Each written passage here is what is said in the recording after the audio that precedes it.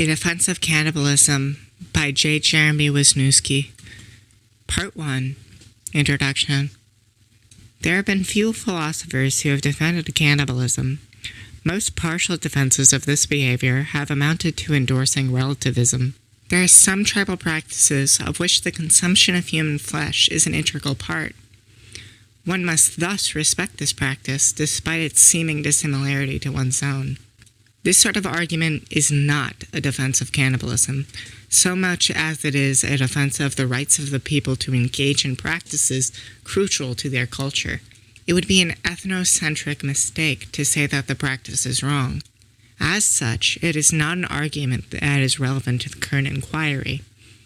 The object of the current inquiry is the morality of cannibalism, regardless of one's culture. The vast majority of people in the developed West claim that cannibalism is wrong. This claim is obviously not true, even if it has some prima facie plausibility. Indeed, most people further claim that under extreme situations, cannibalism is permissible, e.g., when it's necessary to survival. This article is concerned with the distinction, or lack thereof, between the extreme and normal situations. Cannibalism can be defined as the intentional consumption of the flesh of a member of one's own species. When discussing the moral permissibility of cannibalism, it is important to isolate the phenomena in question. It is obvious that murdering someone for the sole purpose of ingesting the flesh of that person is morally reprehensible. This does not show that cannibalism is wrong. It merely reaffirms that murdering is. Likewise, eating the flesh of a person while that person is still alive is obviously wrong, at least insofar as it inflicts unwanted and unnecessary pain on that person. In questioning the morality of cannibalism, it is assumed that the acts of cannibalism in question occurred after the cannibalized has died, and further, that the cannibalism has not been murdered.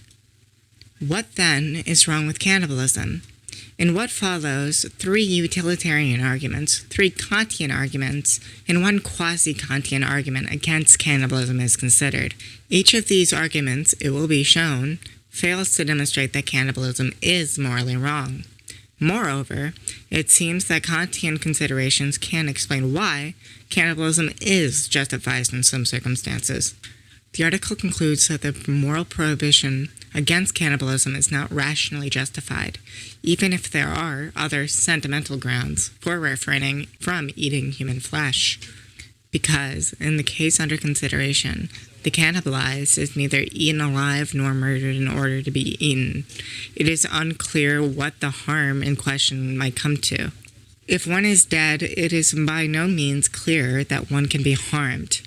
Even if we grant that death itself is a harm because it happens to the living, it does not follow that things that occurred to bodies after death can constitute a harm to the deceased. Some philosophers have maintained that one can be harmed after death, e.g. Aristotle. Even if this is true, however, it doesn't follow that this harm consists into the body. If one maintained this view, the decomposition of the body itself would be a harm. Pace Socrates, there would be much to fear in death. This suffices, it seems, for rejecting the first argument. That argument is 1, unclear regarding what a harm to the dead might involve, and 2, commits one to counterintuitive results, i.e. that decomposition is a harm to the person who died. A second argument one can produce against cannibalism involves the harm done to those who care about the cannibalized. Eating the flesh of a human being, the argument runs, would cause undue distress to the family of the cannibalized. Causing undue distress is prima facie wrong, and therefore cannibalism is prima facie wrong. Let us grant that it is wrong to cause undue distress. Insofar as cannibalism causes undue distress, cannibalism is wrong. This, of course, only demonstrates that cannibalism is wrong because of the consequences it has. If the negative consequences are removed, there is no longer an objection to ingesting human flesh. Thus, at least according to the above argument, it would not be morally impermissible to eat a corpse, if there were no living persons who had an interest in the preservation of that corpse. Cannibalism would be acceptable under at least 2 sets of circumstances. The cannibalized had no family or friends, and 2, None of the family or friends object to the cannibalization of the body. It thus appears that the second utilitarian argument does not reject cannibalism. A final utilitarian argument expands on the second argument. Even if a corpse has no family, all human beings have an interest in the prevention of cannibalism. The reason for this as follows. A society that permits the consumption of human flesh produces more unhappiness than happiness. We would not want to live in such society. This argument fails for a number of reasons. First, the argument relies on what seems to be a false empirical claim, namely that cannibalism necessarily produces unhappiness. There is little reason to suspect that this is so. Societies that engage in cannibalism are not necessarily unhappy ones. Nevertheless, it is probably true that our society would be made unhappy if cannibalism were permitted. Think of the horror of discovering that Soylent Green is people. If this was the basis of the above claim, then the argument has an additional problem. Namely, it makes the morality of cannibalism a matter of convention. Our reaction to cannibalism seems to stem solely from its taboo status. The fact that some behavior is too taboo certainly does not entail that it is immoral. Thus, the above argument fails. It is not surprising that there are no utilitarian arguments for the establishing the moral impermissibility of cannibalism. The common institutions here are not that the consumption of human flesh is morally wrong because it has bad consequences.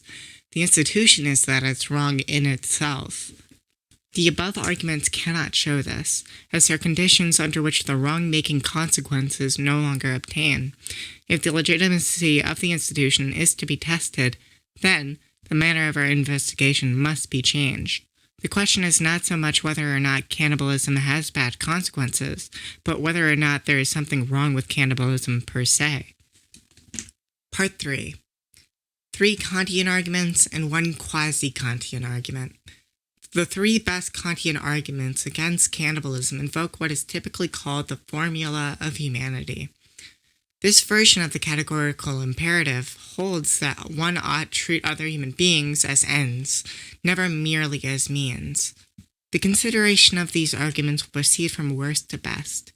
Following this, a quasi-Kantian argument based on the sanctity of the body will be considered. In cannibalizing another human, the first argument goes the human is treated merely as a means to save the satisfaction of our desires. In doing so, we are forgetting the dignity that is owed to each individual person. Thus, cannibalism violates that moral law. This argument does not work. A corpse is not a human being, at least not in the robust sense of the term. A corpse is human flesh. Human flesh itself, one can respond, does not have dignity. Indeed, according to Kant, the very source of human dignity lies in the capacity of an agent to be autonomous, to act under laws that he himself authors. A corpse cannot do such a thing. As a being without autonomy, the corpse does not have any dignity. Therefore, consumption of the corpse does not violate the formula of humanity. The corpse is but a thing, not a person. A related Kantian argument can be made here that involves the notion of respect. Respect for agents, from a Kantian point of view, involves enabling agents to formulate their own ends and promote these ends where possible. This has relevance for cannibalism in several ways. In one sense, cannibalism does not violate this respect. A corpse cannot form ends, and hence one cannot be required to abstain from eating the corpse on the grounds that one would not be promoting the ends of the corpse. Nevertheless, one might think that there is a broader notion of respect that is violated by acts of cannibalism. There are 2 broader versions that might here be defended to show that cannibalism is morally wrong. 1. Respecting a person involves respecting the body of a person. To put this view succinctly, the intentional degradation of one's body after death disrespects that person. 2. Respecting a person involves respecting the morally permissible ends of a person, even after that person is no longer present. Thus, this view, our obligations to the living extends to the obligations to the dead. These views will be considered in turn. It might well be true that the degradation of one's body after death disrespects it, but this certainly is not obvious.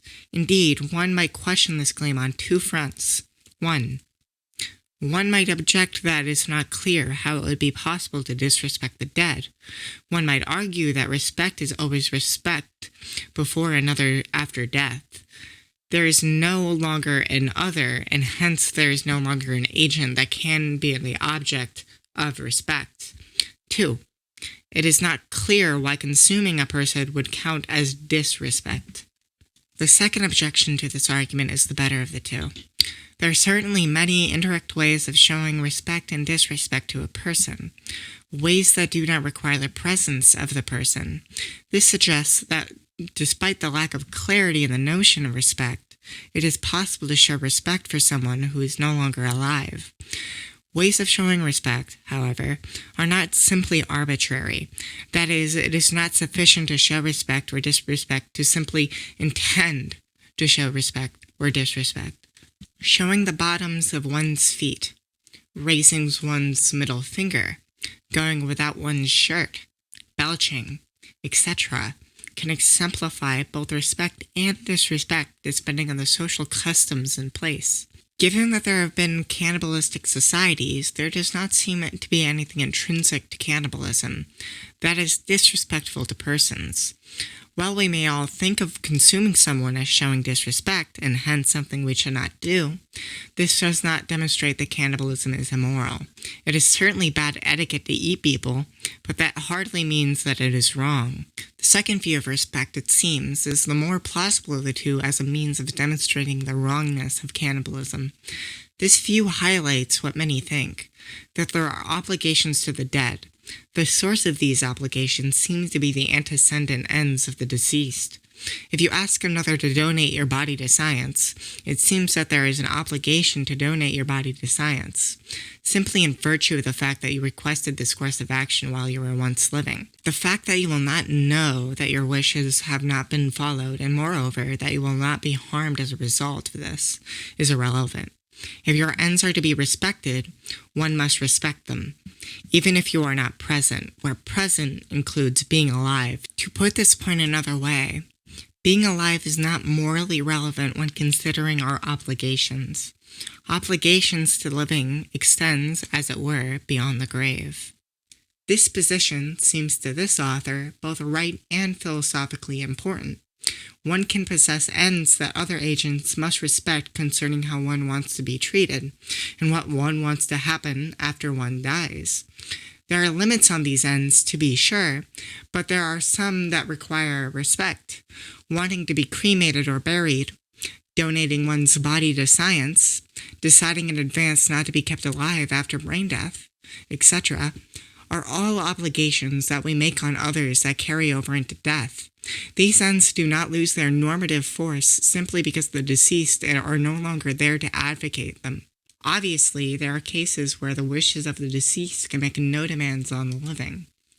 If one wants to be displayed on the kitchen table, or to be eaten by others, or to be remembered on every human being on Valentine's Day, the living are under no obligation to do any of these things. The question, then, is the following. Is cannibalism more like the former or the latter case? Is a request not to be cannibalized to be respected as an instance of respecting the ends of the deceased? Most would agree that it would be morally wrong to beat another human being if they expressly claimed that they would not want such a thing to occur. To go against these wishes would be to violate the autonomy of the living after death. It would be to do something wrong. The question is not obviously so easily answered when people do not express a wish one way or another. For the most part, people do not claim that they would object to being cannibalized, probably because the thought had never crossed their mind. Even granting that most people would object to being cannibalized, certainly not everyone would. This suggests that objections to being cannibalized are most likely contingent objections. If this is right, then cannibalism is only contingently wrong. That is, it is only wrong insofar as agents object to it. If reactions to cannibalism were to change, there would be nothing wrong with this behavior.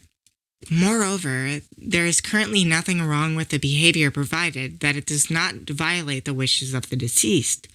The author of this article has no objections to being cannibalized. Thus, one could not claim that serving this author for dinner after his death would violate the respect owed even deceased end-setters. A respect for autonomy shows, it seems, that cannibalism cannot be defeated on Kantian grounds. Provided that the agent cannibalized does not object to being cannibalized. Indeed, one can even defend certain acts of cannibalism on Kantian grounds. In cases where life depends on eating a corpse, such consumption is justified only if the deceased would not have objected to the cannibalization. This author sees no morally relevant difference between the case where life depends on consuming human flesh and where it does not. In both cases, the action is acceptable only if the deceased would not have objected to the action. The action is morally permissible only if it does not violate respect for the ends of the deceased. There's a fourth quasi-Kantian response to cannibalism, and one that can probably only be based on religious belief. This is the view regarding the sacredness of the body. On this view, the body itself has some type of intrinsic worth. Cannibalizing the body, the argument goes, violates the sanctity of the body and hence is immoral. There are obviously some problems with this view. It is not clear what the limits are for violating the sanctity of the body. If the limits are too narrow, the principle is one that nobody would accept. Where do body piercings and tattoos fall? What about cremation? The presence of these questionable cases, however, does not show that the argument does not work. It only shows that the principle in question needs to be refined if the argument is to go through. Grant that there is a clear criterion for the sanctity of the body that permits body piercing and tattoos but excludes cannibalism. Consider the following case. A patient is diagnosed with gangrene. An amputation is necessary. Few would claim that amputating the leg was immoral, as necessary to the prevention of the life of the patient. The removal of the leg is permissible. Now, suppose that somebody wants to consume the amputated leg. It is no longer part of the body, and hence its consumption would not violate the principle of the sanctity of the body. Thus, in this case at least, cannibalism would be acceptable. This suggests that what the sanctity of the body principle excludes is not cannibalism, but unnecessary defleshing. If one removes flesh from a body when this is unnecessary, one has done something morally wrong. If one simply consumes flesh that is no longer attached to a body, one's action is not violating this principle. Even if one does not accept this argument, there's another reason to reject the argument against cannibalism, based on the sanctity of the body. The reason is that the argument begs the question. Call any argument circular in which one would not accept the support if one did not antecedently accept the conclusion. The argument is simply the following. The body is sacred. Cannibalism is wrong. One would not accept the support in this argument without already accepting the conclusion. Indeed, part of what it means to say that the body is sacred is that it cannot be abused, eaten, defiled, etc. The aim of those remarks is not to dispute the sacredness of the body, that has been done enough. Rather, the aim is to dispute the sacredness of this justification of the cannibalism prohibition. The appeal to sacredness of the body, then, does not work on 3 counts. It is unclear what counts as violating the sanctity of the body. 2. It appears that defleshing when unnecessary is a violation, but that consuming antecedently defleshed parts is not. The implication of this is that, strictly speaking, the principle of the sanctity of the body does not show that cannibalism is wrong. 3. The argument itself is circular. Part 4. Conclusion. If there is a rational justification for the cannibalism prohibition, the author of this piece does not know what it is. 7 arguments for the immorality of cannibalism have been examined, and all have been found wanting. It does not follow from this that cannibalism is acceptable, but it does follow that the considered arguments cannot establish that it is unacceptable. The aim of this article is to not endorse or promote cannibalism. Rather, The aim is to call into question the legitimacy of common moral intuition. If we are wrong about cannibalism, we might well be wrong about many other common moral intuitions. The above arguments seem also to apply to interactions of other kinds with dead bodies. Necrophilia, for example, seems to be permissible if cannibalism is. There might be other ways of defending the prohibition against cannibalism that do not involve rational justification. One might appeal to human phenomenology as a basis of a common-sense view that cannibalism is to be rejected. On this account, one might even claim that cannibalistic tribes have a failure in phenomenology. They fail to see the face of the other in the face of the dead. This is certainly an open possibility, but it's a possibility that takes us away from the prospect of a rational justification for a common moral intuition. The status of the phenomenological view is an open question. The aim here was to show that the rejection of cannibalism as intrinsically wrong will not be based, and cannot be based, on our standard conceptions of obligation and harm, nor the arguments we build upon them.